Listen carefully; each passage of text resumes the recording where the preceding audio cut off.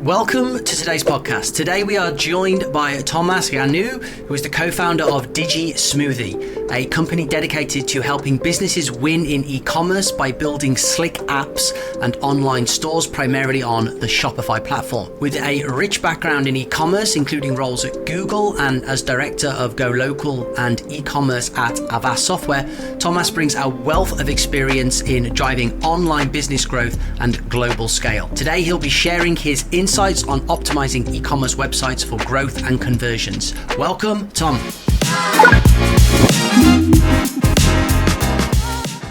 Thank you very much, Chris and Nick. It's a real honor to be here. Tom, so it's great to have you on. So first, why don't you just tell us a little bit about yourself and how you came to start Digismoothie? Sure. So during my career, especially at Avast, I learned a lot about global e-commerce, how to manage businesses worldwide, which means like you need to sell in different currencies, you need to offer different payment options, you need to set different pricing strategies. Not just using the exchange rate, but really look deep down into the region and see what are the sort of market standards, and also what kind of techniques are working, how to kind of persuade the user to finish the transaction. And I always loved e-commerce because what I love the most about the e-commerce is the ability to scale it. Like you can't do it with retail, you can, but it's really difficult with e-commerce. Thanks to platforms like Shopify and Meta and TikTok, you can scale your business very easily to almost any country in the world. So I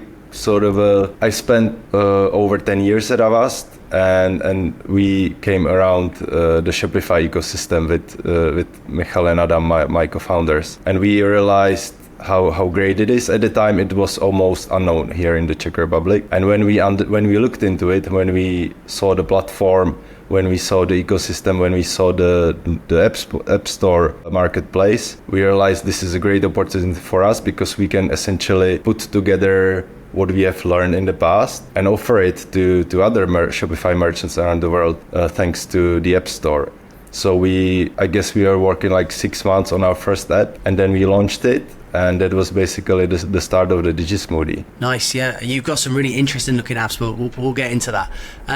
So what is the business mission for Digismoothie, and what gap in the market do you think that your company fills? Sure. So our mission is very simple. We are here to help merchants, and by helping merchants, that basically mean helping them to monetize better, to make their e-store perform better. And we do it through several different, I guess, tools and tactics. So one sort of a group of how we help are our apps on the App Store. And they are specifically designed, especially the most popular one, like Candy Rack and Giftbox. They are designed to bring a lot of value to the merchant, because we know that unless you justify the value, the merchant won't stick with the app for a long time. So they are essentially bringing and growing the business. For example, with Candy Rack, we have stores who are not doing any upselling or cross-selling. They install the app and they are able to from day to day to increase their revenue by 20-30%, just like that.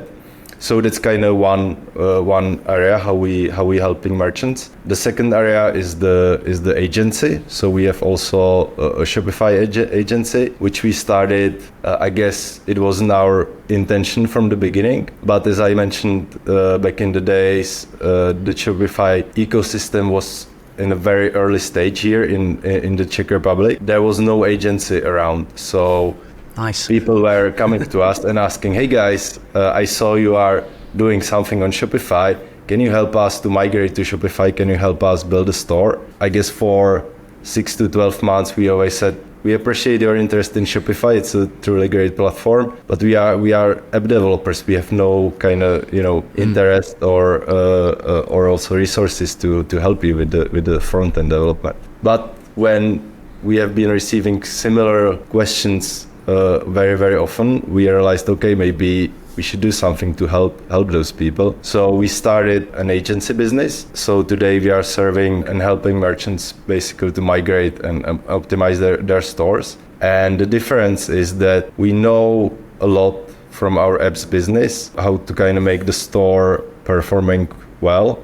So we are able to get insights from the app business and pass it to to our clients in the agency, and the same way around. Like we see some difficulties from the clients in the agency that maybe some apps are not working well, or there is no app on the market, and so on. So it's a like a great ecosystem. They feed into each other. Nice. Exactly. Yeah. And the third kind of business unit we started 2 years ago, we call it the managed commerce. So during the time when we were working with the agency clients, we realized, well, there is a lot of people and they are very passionate about their products, but they are not so much passionate or interested in e-commerce as itself, or even marketing. They don't know how to do the marketing, and to be honest, why should they? They should know about their product, but marketing and e-commerce it's quite a different industry. And on our side, on the other hand, we love the e-commerce, we love the marketing, but we don't have any product. So we realized, okay, maybe there is an opportunity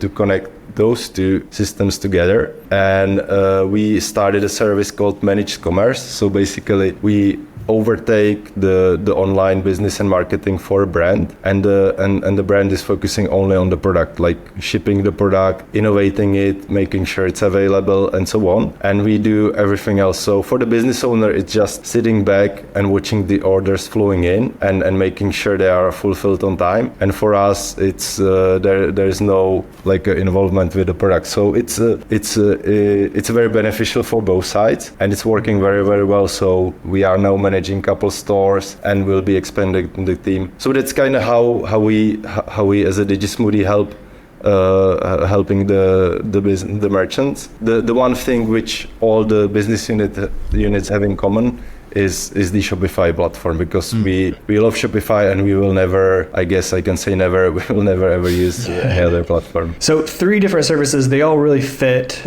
together nicely. But I think let's start with the Shopify store. So you mentioned that you get a lot of data from working with the apps, and then that helps you figure out what the stores need to do to optimize, improve sales. So let's start there. What are the biggest things you see when new stores come to you?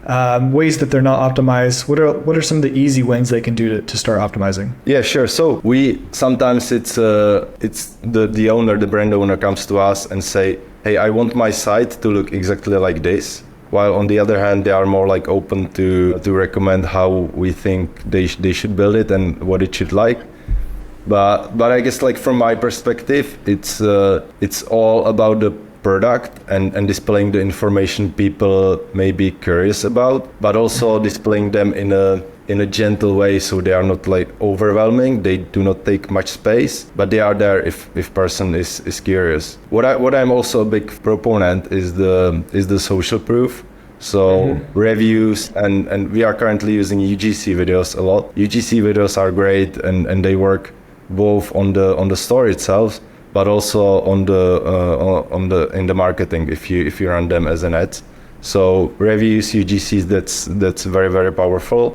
Of course, it depends on the product and segment you are selling. Like if it's some luxury goods and very expensive products, the reviews and UGCs I guess are less important. The product itself and presenting the product is more important. But if you are selling like a less than $100 product, then the reviews and UGC are super important. And yeah, so the social proof is the very, very important. And I think people sometimes, they are like starting the business and they say, hey, I don't have any reviews, I don't have any UGCs, I can't do it. So you can, give the product for free to your friends and family, ask them how they like it, shoot some videos. It doesn't take much time and effort and resources to do some. It will help you to get started if you are having a new brand. Wow, that's cool. And I'm curious to know if you have more experience dealing with e-com businesses with a handful of products or like large SKUs, and then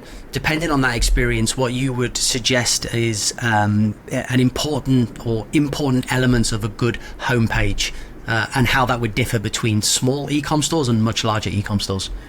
Yeah, sure. So I guess in general, what I sometimes found difficult when I see some stores' homepages is understand what exactly they are selling. So it needs to be that simple, like either saying like we are selling computers and they may have like a million SKUs, or we are selling cookies and we have like 4 SKUs, but make it like really understandable from the visuals, video or text what you are selling. I guess also the good homepage, what I really like should be, at least it again depends on the audience, but I guess the trend is it needs to be visually appealing. Like you need to look at it and you need to like the product no matter what it is. Like sometimes I look at the store and it's like it gives you this great feeling of the experience, and you even haven't used or tasted a product, but the store can kind of transfer the digital experience to your mind, and so it's very important to provide this experience, because that's kind of help with conversion and everything else. I'm a sucker for that. A sexy homepage. I might not even be convinced it's a product that I need, but if the website's nice, I'm like, I gotta buy this. You've sold me. Yeah. It's and it's true, and I guess it's not because I guess we as in e-commerce we understand it's because it provides us certain feeling, but the people who are not in the technology, they still feel something. They still feel good about the brand. So this kind of brand effect and feeling, I think is very important from the homepage. And it's all like the third, I think, and what I see a lot of time is that people are running ads and they are sometimes sending it to the homepage while it's totally disconnected from the ad. So it either needs to be somehow connected to the ad, or it should be, or the business should use PDPs or different landing pages. So if you are sending a traffic to your homepage, make sure it's also relevant to the step before in the funnel. Yeah, that's great. So I totally agree with what Chris said about you land on a homepage and it just has that feel. Is there a blueprint for creating that? Because you mentioned not having too many things. I think clutter on a homepage is one of the worst looks. It just makes it confusing. It's hard to know where to go. And on the other side, when you land on a nice homepage and it's very clear what they stand for, they have like a flagship product or something that they're pushing you towards, it just has a completely different feel. Is there a blueprint for getting to that, figuring out the layout, what you should be focusing on, especially if you sell a lot of different products? How do you determine what you should actually put up there above the fold or even on the rest of the homepage? Yeah. So to your first part of the question, I think using visuals is really important, because they are able to generate this feeling much easier than the text. So from my perspective, it doesn't need to be video, but a lot of stores are now using videos because the technology now allows us to make the videos very small and very fast. So they are also looking fine and loading fast on mobile devices. But I guess images will serve the purpose as well. And to your other part of the question, what to display when you have multiple SKUs, like we are always very deep down on the data. So we what we like is we like to know what exact margin we have on every single SKU. Mm-hmm. And I guess the data can kind of navigate you what product makes sense to promote on the homepage, because it should be ideally the product which is best selling, and also it should be the product which makes sense from the margin point of view. Sometimes we work with brands and they don't actually know what are their margins per product, which I think today is really important, because the cost of the acquisition marketing are really, really high. So we need to be really 100% sure what you invest makes sense.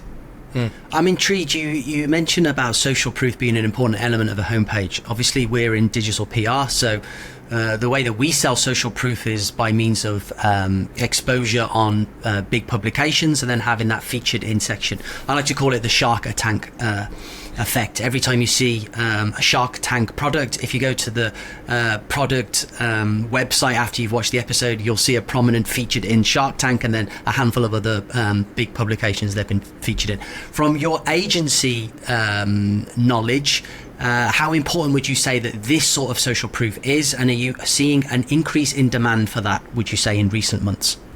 Yeah, that's a valid point, and I forgot to mention it. It's definitely like a vital part of the social proof strategy and tactics, and we recommend it a lot. It depends on the segment, but like when I mentioned the luxury segment, that's the one which needs this, like especially in the relevant publications. If you are present there with your brand and you display the logos, ideally with some short quote text or link to the article. That always helps and provides a really nice increase in the conversion. And essentially it builds trust, because what do you need to do if you are selling more expensive products? You need to build the trust in the visitor that the products are, real deal, and so they are scared to put a lot of money during the checkout.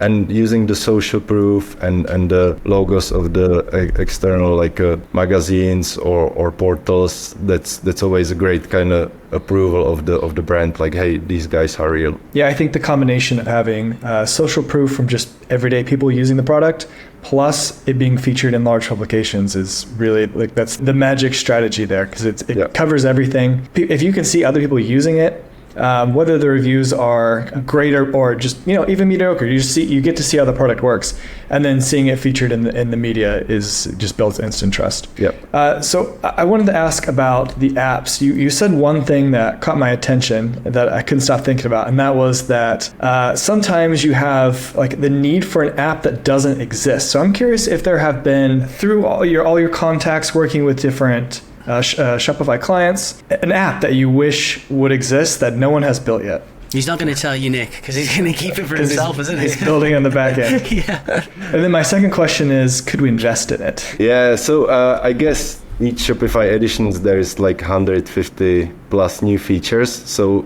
Shopify is releasing new stuff very, very fast pace. So they are kind of filling a lot of the gaps in the platform, which may have been there in the past. So it's much harder to find the opportunities, but they are still there. But you need to kind of measure and kind of, estimate what's the opportunity, like how many merchants are actually coming across this gap, and whether they will be willing to pay for your app. So to give you an example of the app which we developed exactly from during this kind of training was that we had a store, or I think one of our employees had a store, and he was always so frustrated because he couldn't sort the collections by the item availability. So he was constantly having some items in stock, some out of stock, but you don't want to display the out of stock items at the first positions, because people they can buy them anyway. But you also don't want to hide them, because in a way Shopify does it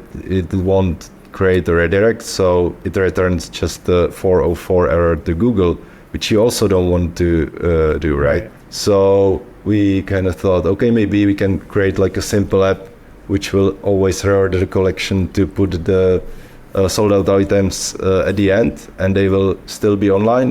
There is no reason to hide them, but they will just be on the prominent position. So we built the app, and it's still on the App Store. It's fairly popular. There are a couple of other apps like this, and that was the reason why we built it, because we kind of came across the gap in the platform, and we realized this may be a larger opportunity for more merchants. Oh, that's cool.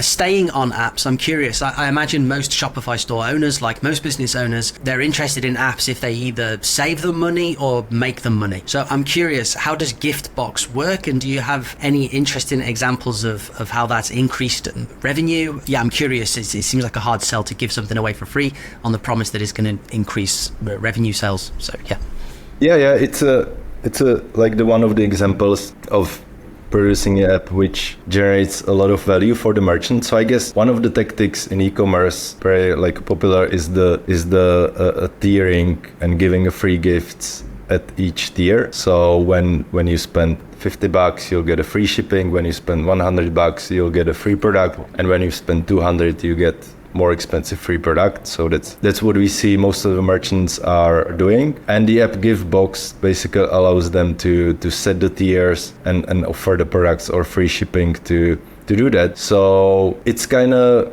difficult to statistically calculate the value, because you would need to A/B test what would be the store performance without the tiering and with the tiering. So not many merchants are able to do it. But usually what we see once merchants enable Giftbox, we see the sales growing thanks to the growth of the AOV. So you basically have a similar amount of orders, but the AOV is going higher because people are motivated to spend more, but to having the gift. And what we also see, I guess, another tactic with free gifts is that you can give a free gift essentially to everyone who purchases something, which kind of doesn't help you to increase the AOV, but it helps to increase the conversion because people are more motivated to actually finish the transaction. So those are kind of the two, I guess, the most common ways of using free gifts. Okay, and then your other app is Candy Rack. So tell us about that one. I'm curious about which one tends to do better, pre-purchase or post-purchase upsells? So in terms of the conversion, the post-purchase upsells have higher conversion or take rate because they are like statistically they are just, you offer them to a smaller amount of people, and you also offer them to, I guess, more or higher quality audience because those people already purchased, which means they have money to spend. And also in the way and thanks to the Shopify checkout, you can offer post-purchase upsells using the one click. So the person just click on the button, I want the upsell, and it automatically charges their credit card. So the conversion wise, definitely post purchase is higher. But if you look at it at a larger scale in terms of the revenue, the pre purchase will be always doing more. Why it is also that? depends like because you can offer Larger it number. like at a large number of real estates, not just one. It's more like if you spend time with it, you can really make it almost like I was buying today something, and I tend to look on the product page to show me what are the complementary products, right? Like what do I need together with the product? Like if you are buying a mobile phone, it makes sense to offer touchscreen protection or the cover case or things like that. So people are offering these during the pre-purchase. On the post-purchase, they are offering usually more expensive products like which may not be relevant and complementary with the original one. I imagine as well this has got to be such a quick, easy win for merchants, e-com stores that have no form of upsell, cross-sell, downsell currently in their ecosystem. So it's one of those things that they can just quickly implement and see an ROI probably really, really quickly. Yeah, you are right. And it also changed a lot how people are implementing it. I remember it was 2019 when we joined Shopify. You open basically every Shopify store, and there was this horrible wheel of fortune, like which you can. God, yeah. I remember it. In the free discount. So those days they are fortunately past. Then with Candy Rack, the way it works, that you click on the add to cart or go to checkout, and we display you a pop-up with the relevant items as upsells and cross-sells, which I guess was fairly popular like 2-3 years ago. But what we see now is that a lot of people are looking for like natively built-in upsells and cross-sells inside the product page, the checkout and the cart page, because they don't want to I guess be so aggressive during the pre-purchase. They still want to offer the upsells and cross-sells, because if you don't, you're like really leaving money on the table. Yeah. But you also don't want to do it in a very like aggressive way, so you don't scare the people from finishing the transaction. So like natively built-in offers, that's I think the trend, and they work. They don't work as well as the pop-up, but they, I guess, provides a better brand experience. Okay, that's perfect. I think this is a good place to wrap up. I've got one last question that I think is a good one for people to know. Any insight into what maybe the next trend will be? So it usually seems when something comes out like the abandoned cart, it's very effective at first, and now you would just expect it, right? You leave your cart. It's almost kind of shocking if you don't get one. Are there any strategies that you think like a couple companies are onto that other people will be using that'll be mainstream in the future? Is the Wheel of Fortune coming back? That's all we want to know. But so what I see around a lot and is emerging is that a lot of brands are now investing and focusing much more on the emailing and retention, because the acquisition costs are now really high. And if you already have some customer base, you can do emailing really well, and essentially the cost of kind of getting the customer to return, it's incomparable with the CAC, right? So a lot of brands now are focusing on emailing, on making sure they have all the email flows, they have the welcome flow, they regularly send campaigns, they send replenishment flows. So emailing, I think it's growing, but I still see a lot of brands not doing it right or not focusing on it. They focus somewhere else. So my answer to your question is that emailing will become even more important than it is today. Okay, so bigger focus on that. Old school tactic, but just making a comeback. Yeah. Love it. And that's got to be good for you as well as an agency owner when you see a company underutilizing something which you can just say, hey, just do this, and it's going to massively increase your sales. Like sometimes we came across brands which had like a massive user list and never ever used it. Never emailed, so it's leaving money on the table, like you said. Yeah. Waste. Well, Tom, it's been absolutely awesome, super insightful, loads of value. If our audience wants to find you or the apps that Digismoothie offers, where can they go to do that? So I'm on LinkedIn. I don't do Twitter. I don't like Twitter. so people can find me on LinkedIn, or if you can contact me at tom@digismoothie.com. I will be happy to provide like a long enough free trial of any of our apps or any guidance, or if you have any questions to what I discuss, I will be more than happy to help you. No, that's awesome. All right, well, thanks, Tom. Thanks so much for being on the show. Thank you very much, guys. It was an absolute pleasure. Thanks, Tom.